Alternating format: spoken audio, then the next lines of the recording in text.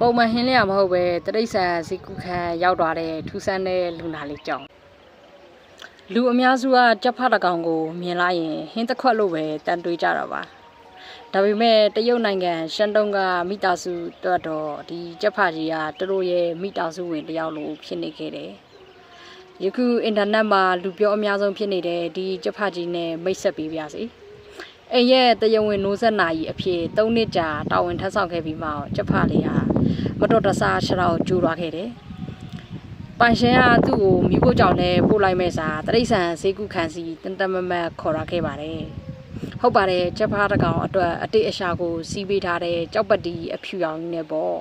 ။ဒီကိစ္စအပေါ်အင်တာနက်မှာသဘောထားကွဲလဲတာတွေရှိနေကြတယ်။တချို့ကအပိုတွေလုပ်တယ်လို့ပြောကြပေမဲ့တချို့ကတော့ဒါဟာစစ်မှန်တဲ့တန်ရောစင်ပဲလို့ဆိုကြတယ်။ဘာဖြစ်လို့လဲဆိုတော့3နှစ်လောက်အတူနေပြီးရင်ဘယ်တရိษံမဆိုအိမ်သားတယောက်လိုပဲဖြစ်သွားတတ်ကြတာပဲလေ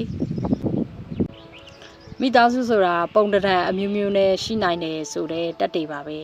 ဒါဟာကဘာပေါ်မှာအလိုလိုက်ခံရဆုံးကြက်ဖကြီးလားဒါမှမဟုတ်လူနဲ့တရိษံကြားကခိုင်မြဲတဲ့တန်ရောစင်လား